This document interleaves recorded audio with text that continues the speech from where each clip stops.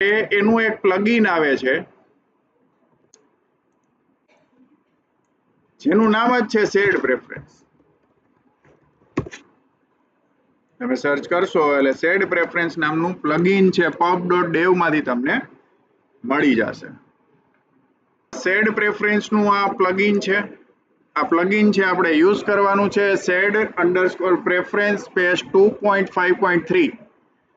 અહીંયા આખો યુસેજ આપ્યો છે કેવી રીતના યુઝ આ કરી શકાય એમ છે.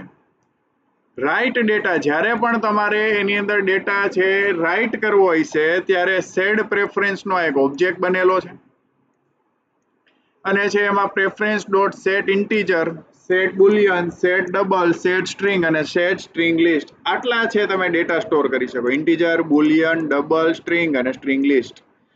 જેટલો ડેટા તમે સ્ટોર કરી શકો એટલો જ ડેટા તમે ગેટ કરાવી શકો. Get integer, get boolean, get double, get string અને get string list.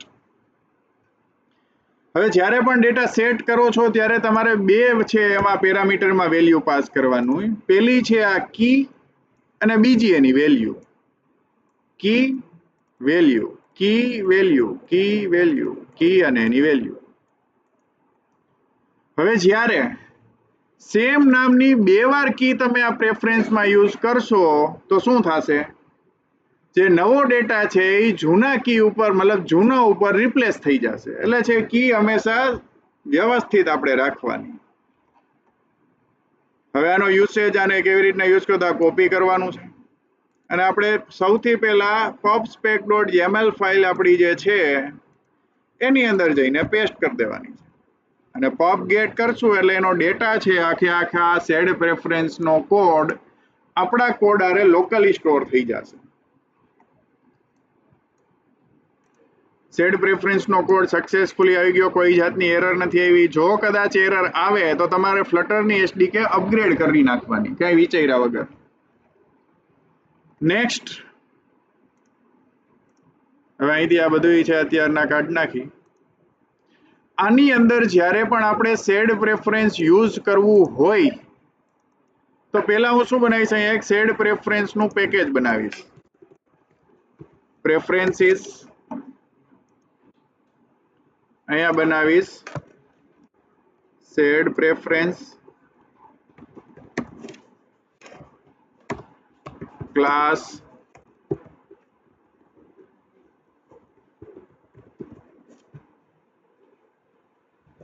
Shared preference અને વોઇડ.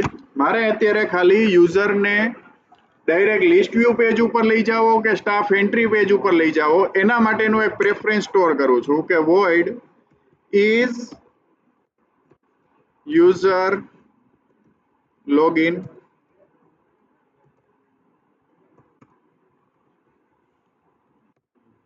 આપણે ઇઝ શું કરવા લખ્યું અહીંયા? એનો મતલબ એવો થાય જ્યારે પણ ઇઝ હોય ને ત્યારે એની રિટર્ન ટાઈપ અથવા ડેટા ટાઈપ છે એ બુલિયન હોવી જોઈએ. એટલે બુલિયન કરી નાખ્યો. આપણે ક્વેશ્ચન પૂછી છે કે શું યુઝર લોગિન છે, તો અહીંથી either return true or false થશે. અત્યારે એમ નામ છે આપણે મૂકી દીધું. હવે શેર્ડ પ્રેફરન્સ લેવા માટે શેર્ડ પ્રેફરન્સ એનો ઓબ્જેક્ટ બનાવવો પડશે. Preference equal to shared preference dot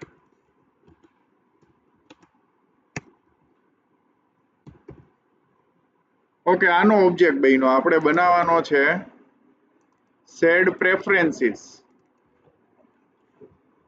પણ એમાં ડોટ ગેટ ઇન્સ્ટન્સ.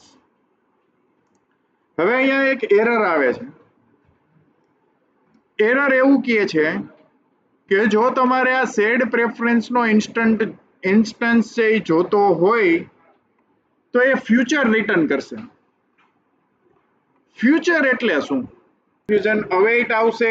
જ્યારે પણ આપણે અવેઇટ આવશે એટલી વાર છે ફંક્શન એસિંક્રોનિયસ બનશે ને એસિંક્રોનિયસ બને એટલે બાય ડિફોલ્ટ ફ્યુચર છે એ આવી જશે. ફ્યુચર છે એ એક જાતની રિસિપ્ટ છે કે જે તમને ડેટા રિટર્ન કરશે એની ખાતરી આપે છે. સમજાઈ ગયું? હવે હું આ ઇઝ યુઝર લોગિન ને છે અહીંથી ક્યાંકથી કોલ કરાવું. વન ઓફ વિજેટ્સમાં લિસ્ટ ડિટેલ પેજ નહીં પણ આપણું ડેશબોર્ડ પેજ. અહીંયા છે મારે જોઈએ છે, હું અહીંયા લખું છું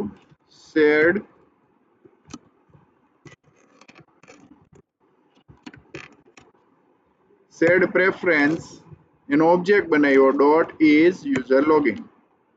આ ચાલ્યું, પણ અહીંયા બુલિયન જોતું હોય છે મારે વેલ્યુ, તો હવે ચાલશે? હવે નહીં ચાલે. શું કામ નહીં ચાલે? કારણ કે ઇઝ યુઝર લોગિન છે એ ફ્યુચર રિટર્ન કરે છે.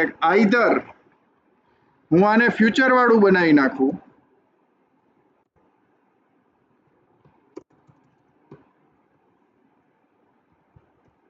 તો ચાલે, પણ મારે તો શું જોઈએ? વેલ્યુ જોઈ છે, ફ્યુચર નથી જોતું. મારે તો આખી પ્રોસેસ થઈ જાય એના પછી જે આવે એના ઉપરથી મારે નક્કી કરવું છે કે આવડી આ સ્ક્રીન બતાવી. અહીંયા હું લખું છું કે ઇઝ લોગિન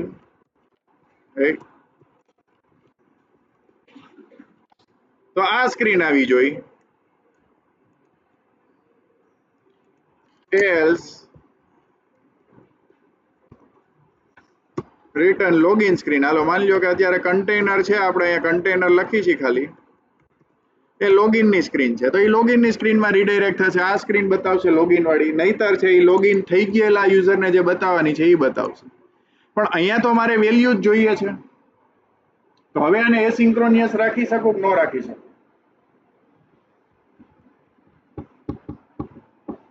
ક્યારે એસિંક્રોનિયસ કામમાં આવશે ને ક્યારે સિંક્રોનિયસ કામમાં આવશે?